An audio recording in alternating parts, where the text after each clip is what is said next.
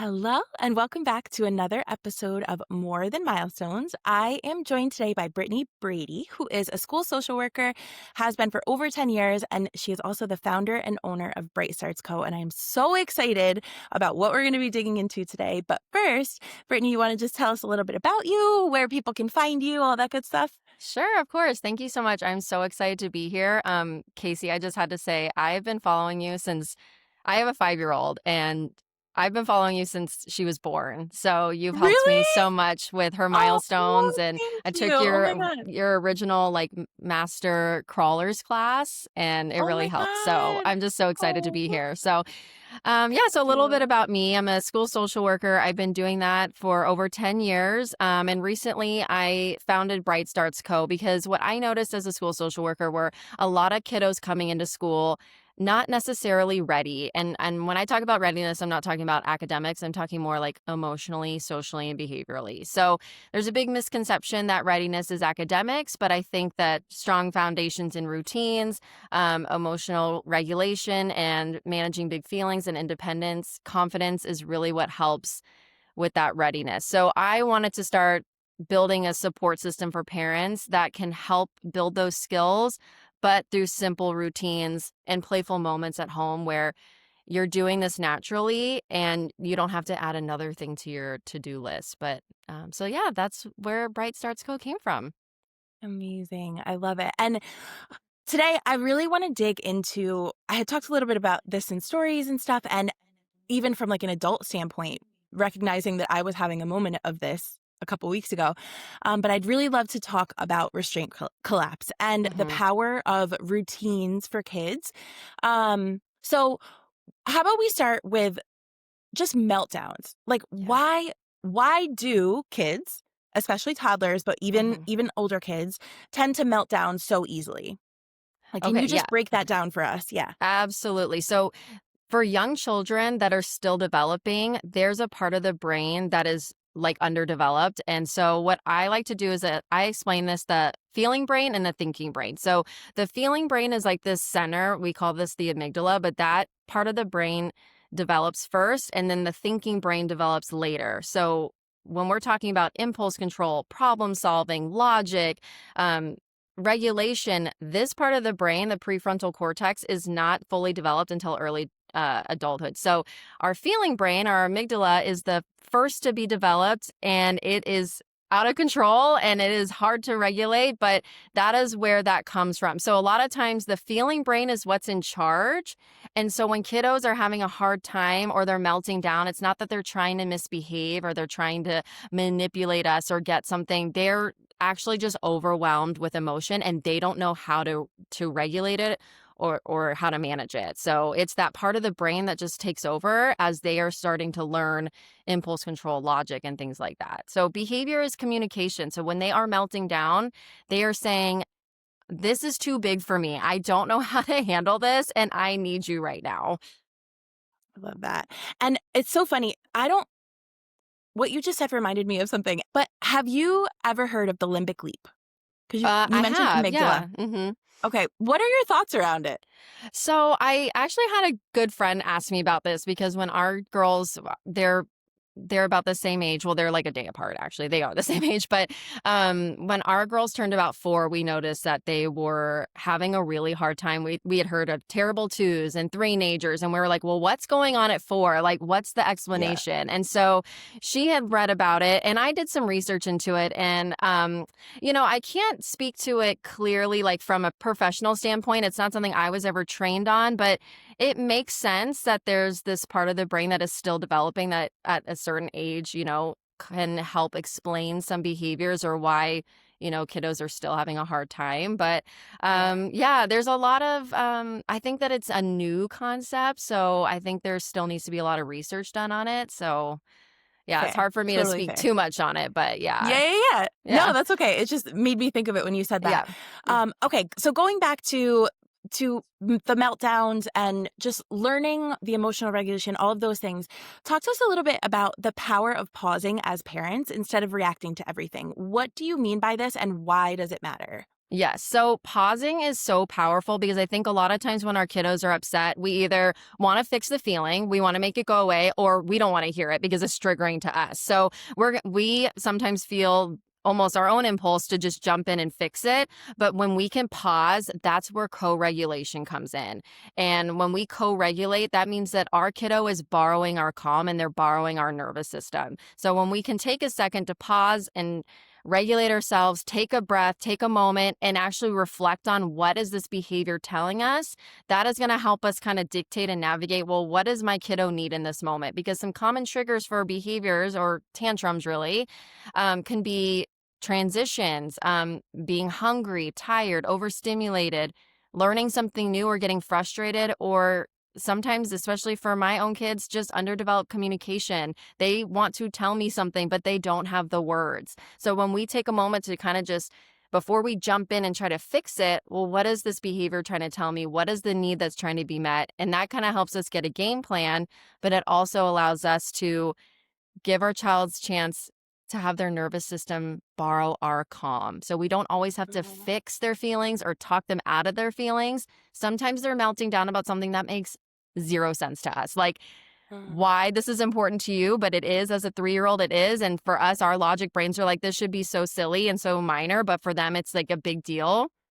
So when we just take a moment to just breathe and just say, you know what, it's important to them. I'm going to let them borrow my calm and we don't try to fix it or talk them out of it, they seem to, smooth out a lot more quickly than when we kind of meet them with the same big emotions.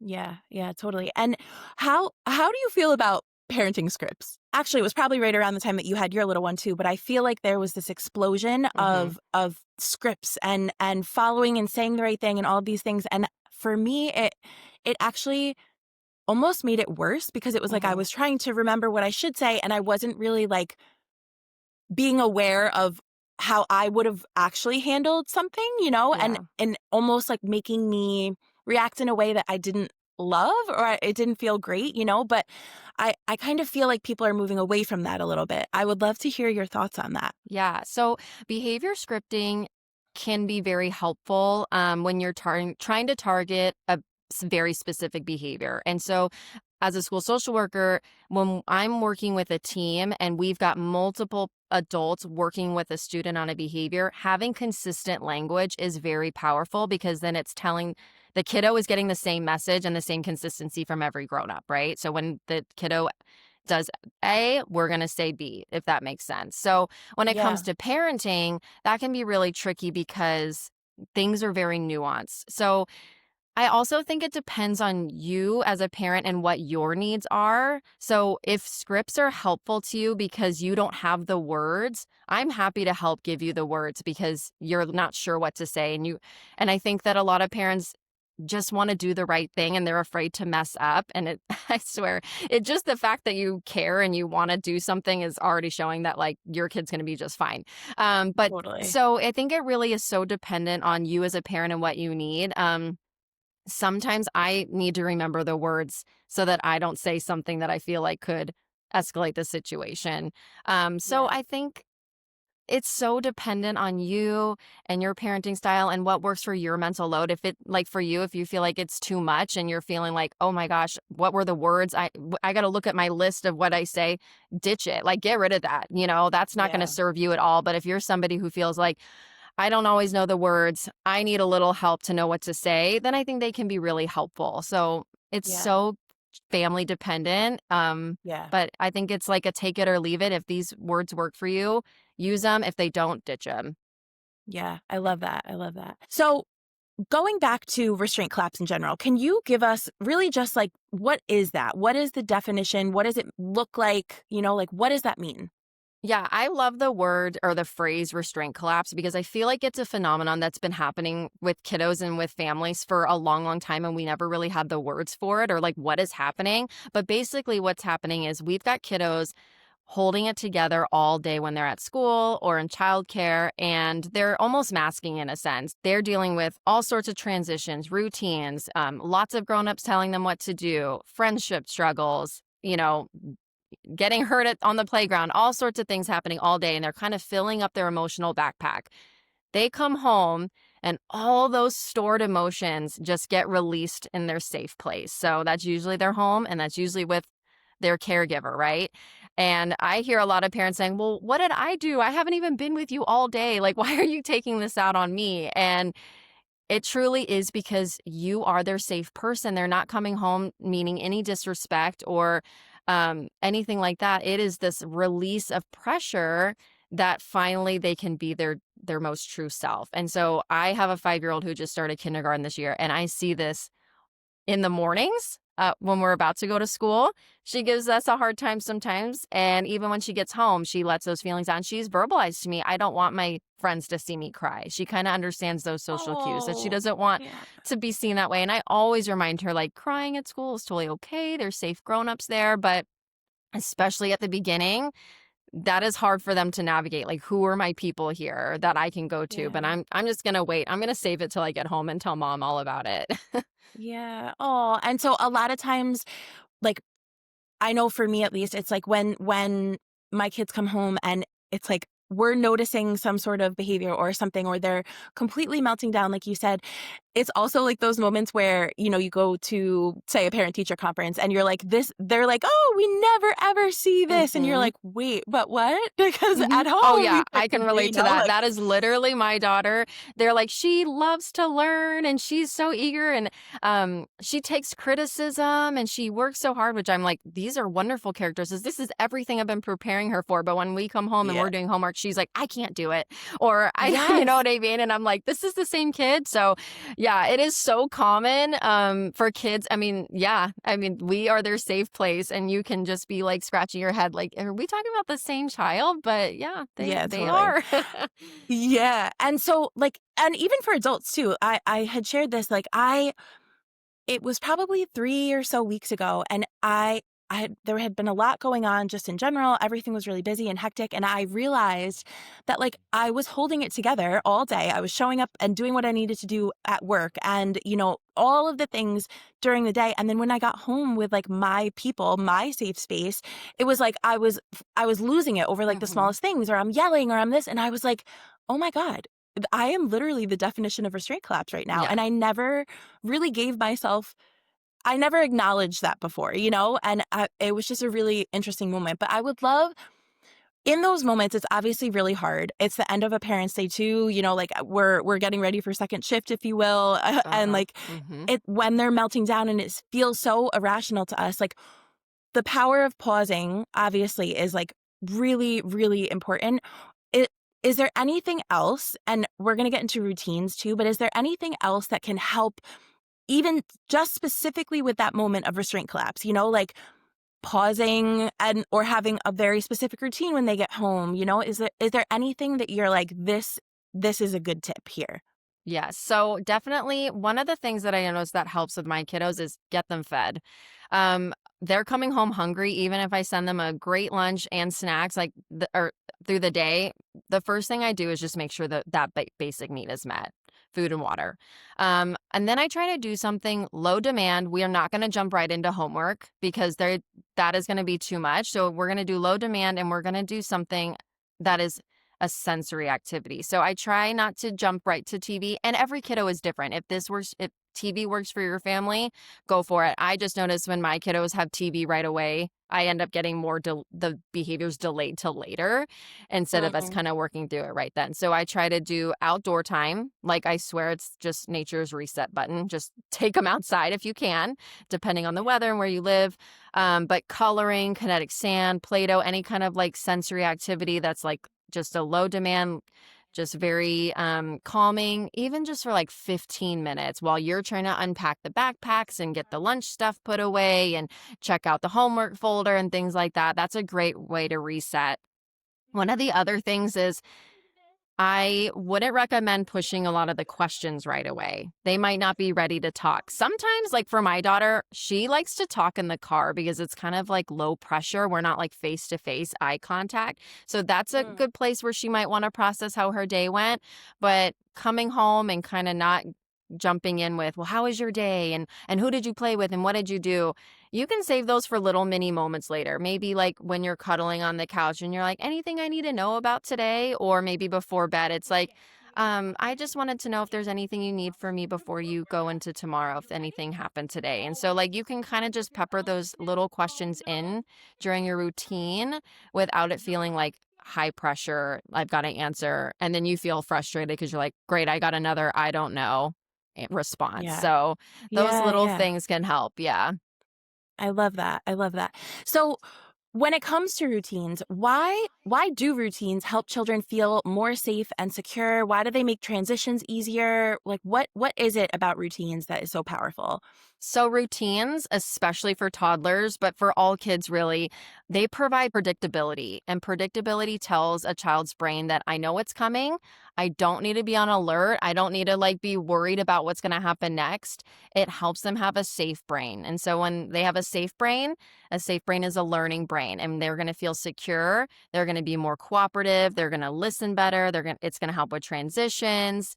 And so it helps reduce that anxiety because they don't have to try to guess what's next. And it also gives them sort of a sense of control, which is going to help reduce power struggles, resistance, pushback, and things like that. So I always say predictability equals safety.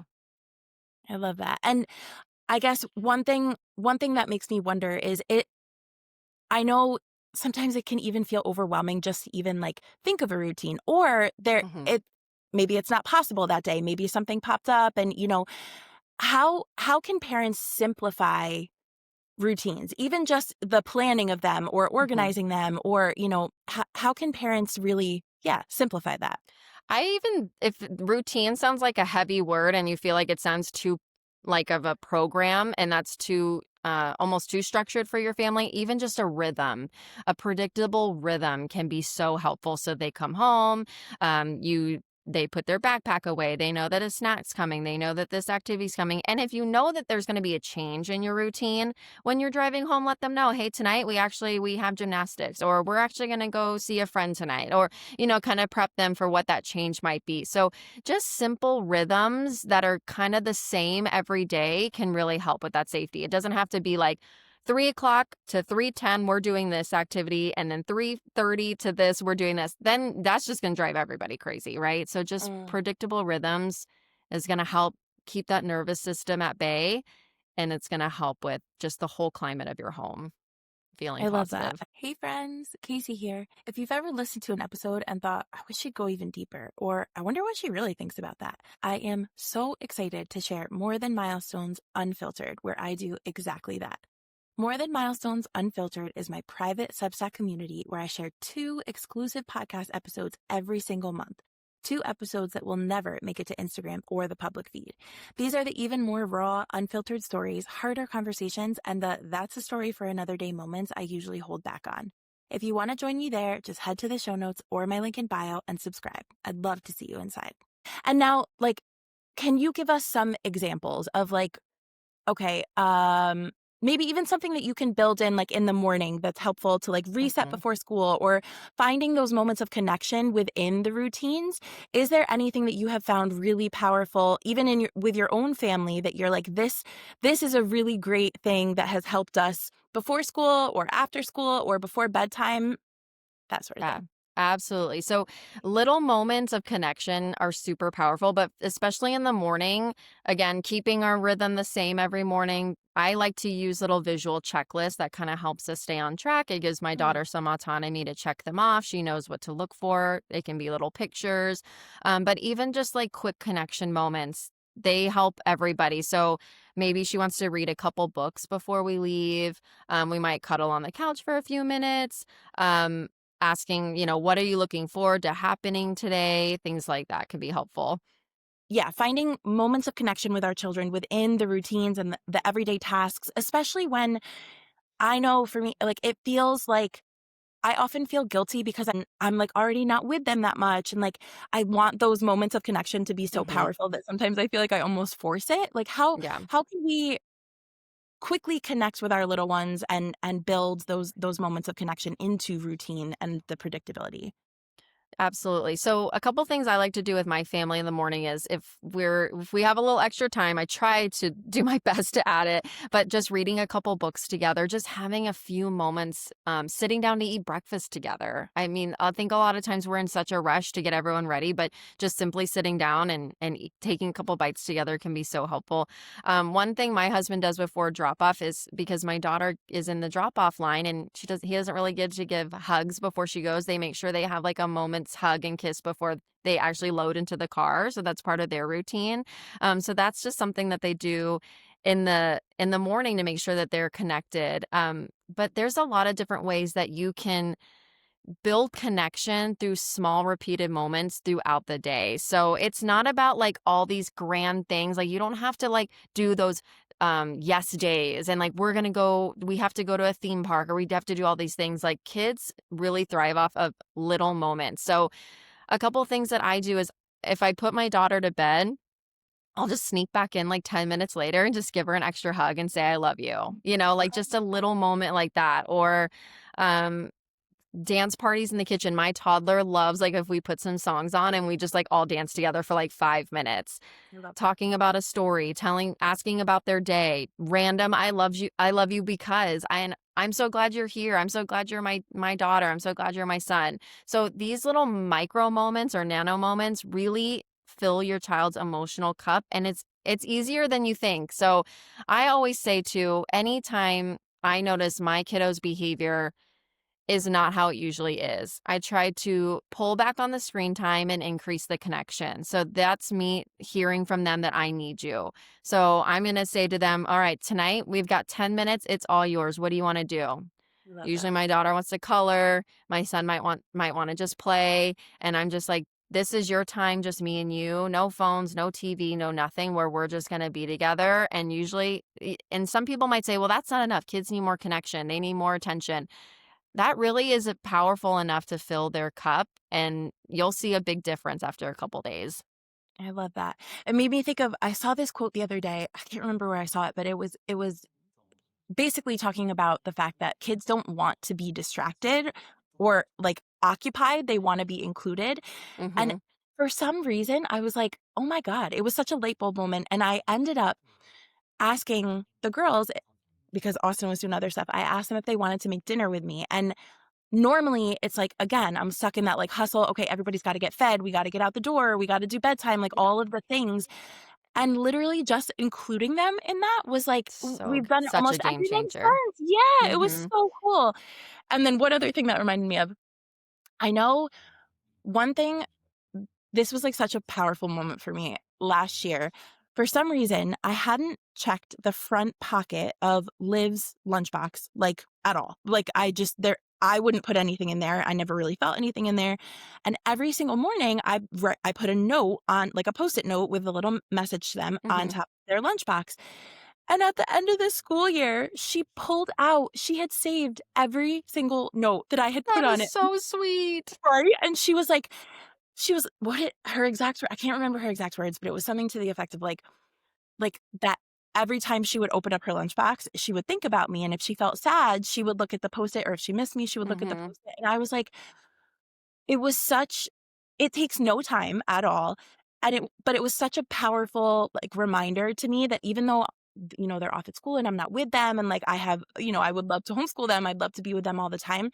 It was such a powerful moment for me to, like, realize that, like, that even that was a little moment of Mhm. connection for her, Yep. like, I don't know. So, anyway. No, like it's low effort, high impact. Like I Yeah. really believe that we can build so much emotional resilience and fill their cup so much in those little things. And I even talked about this on my Instagram with the holidays, I find, and I don't mean to pivot, but I No, think no, we go have for it. so much pressure as moms to make it magical and make it special and do all the things. And I was like, literally, my daughter is so happy if I let her like put a ton of marshmallows in her cocoa. Yes. Like, and I get to let her help make the cocoa or make the pancakes or anything like that, or hang the ornaments, even though I'm cringing that that's not where I would put them, but I'm letting her, be involved. So those are the things that really are magical to them. And it didn't take any effort and it didn't cost me any money. I love that. So I guess two questions. Do you have like is there things that you have seen parents do for the kiddos that you serve in school that you're like, that is such a good like every parent should do that, or like I don't know, like that was amazing. Is there like one or two things that you're like, do try this, see how it goes Mhm. that you've seen be successful in your school? Um, that's a great question. I think it's hard for me to necessarily know just because I'm in like the school world and like they're in their home world. I find that the more involved a family is, the higher the success and in school. So when they are present for parent teacher conferences, activities, they are showing up out of the blue just for a special lunch. Those kids are going to be more engaged in school. They value school more because they see their family valuing school more. So again, I can't think of anything like very specific. I just know it's the parents who are present. They're checking their kids' backpack and cleaning it out. They're coming to the events. They're communicating with their teachers. Yeah. Those kiddos just, I can tell, just are happier to be there and they're a little bit more well adjusted. Okay, so I'd love to kind of like tie this all together with you breaking down really like how to help your child feel seen and heard. Like we talked a little bit about resilience, we talked a little bit about restraint claps, but like think we all our hope, most parents, is to raise kids who are good people and who Mhm. feel seen and feel understood and can be themselves. How do we accomplish that? Because I feel like you're gonna simplify it in a way like we put so much pressure on ourselves. We constantly like feel like we're failing or, are hard on ourselves about our parenting or, focus on the moments where maybe we lose our cool instead of all of the other moments that were really positive for our kid. Um, so how can we really simply help our child feel seen and heard? Yeah, that's a great question. So, um, one thing I would say is definitely before we try to problem solve and fix everything is just recognizing the feelings. And I know people are like, I'm so, I hear about validating. It's powerful. It really is just to feel seen and heard. And you might not understand it as a parent. It might not change whatever boundary you've set, but just saying, I can tell you're upset. I know you really wanted that and that makes you upset can decrease that moment of, strong feeling, frustration, whatever that is. And it just being understood helps regulate that nervous system more than fixing the problem. I love that. I Yeah. love And I think that anytime our kiddo says, "Hey, can you look at this?" or "I want to show you this picture," when we're in the hustle and bustle, we sometimes forget to just slow down and just take a minute to look at the picture they drew or whatever block set they built, or just taking those little teeny tiny nano moments to say, "I'm noticing." And I think that's amazing. And thank you for sharing that with me. I That love really means a lot to them. yeah. It's been really interesting for me with so one of my kids is a little bit more like emotional and really takes like social situations to heart and like she's starting to kind of navigate like a little bit of mean girl stuff and like Mm. was someone being mean or what were they not, and I know, like, even for my husband, sometimes he's like, "Oh, like, tell the story," because she's, like, giving me every single detail, and I'll say to him, I'm like, "Babe, there's gonna come a time where she doesn't wanna share all like, it feels like Mhm. a little thing to her right now, but, like, when she's 15, this is gonna be a big thing, and we want her to be able to come to us," you know? So it's like, even him and I have to, like, remind each other sometimes when we're like, "Come on, we have 100 things to do, like, just finish the story," or, like, that's not it doesn't feel like a valid reaction to us maybe or, whatever, but to her, it feels so big and just, like, acknowledging her in that moment and really, like, listening to what she has to say, it's really opened up our relationship in a pretty cool way, especially because when I would get them in the car and I would be like, "How was your day? Tell me," they would be like, "I don't know. I don't remember." And I feel like we have really been able to connect by just shifting even like my wording. Like I will say to her, instead, I'll be like, "Who was absent?" Someone told me to say this and it has worked so well. Be like, "Who was absent today?" And then she'll say, "No one." And I'll I'll be like, well, what did they miss? And then it's like they somehow remember a little bit more, or like that one cool detail that then reminds them of something else. Mhm. So my question for you to wrap this all up is, what are some questions that we can ask our kids after school, or some phrasings that won't Mhm. result in it was fine or I don't remember, and why do they work? Yeah. Number 1, I saw you post that question, loved that, used that on my own kid, found out about reading buddies, didn't even know that was a Right? thing in our class, and I I was like, "This is know. great." So, I know. love that. I was so glad that Right. you shared that. So a couple of questions, though, that I often ask, the first one that is really important to me is I wanna know, how did you feel at school today?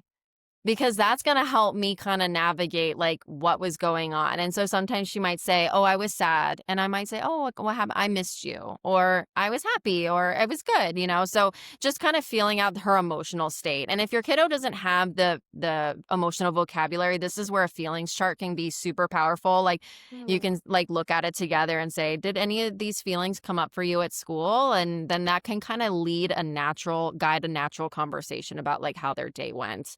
I love that. Um, Another thing I ask is there anything I need to know? It's very open-ended. So it can something if I'm like, was everyone nice today? Did everyone get along? That might not be what she needs, but if I can like leave it a little more open-ended, she might say, "Oh yeah, I need this for this project tomorrow," or "I need to tell you about we have this activity next week," or anything like that, or "I need you to know that I had a hard time at recess and no one played with me." So it's kind of open-ended because you never know what I think what she might need might not be what she needs, but Oh, it gives her an opportunity to tell me. love that. Um, a big one I always ask is, "Who did you play with today?" Hmm. Now, when your kiddo is younger, they're not gonna know their names. That might not always work out. They're like, "I don't know." But I'm like, "Okay, did you play with anyone today?" "Yeah, I did." Yep. And if they didn't, "Okay, well, what happened? What was going on?" "Oh, I didn't feel like playing," or "My friend wasn't there," that can kinda help. So another one is, what was your favorite part of your day? So instead of like, what did you do? And they don't know your favorite part, obviously, hopefully something stood out, even if it was just recess, but then that can again navigate, well, what did you play at recess and things like that. So those open ended questions instead of how was your day can be such a game changer and getting a little bit more information. And I think a lot of times it's also okay for our kids to not want to talk about how school went. They were there all day and they're like, "I'm over it. I don't want to talk about it." It's like us when we're at work and we come home and our spouse goes, how was work?" And I'm like, I don't want to talk about it.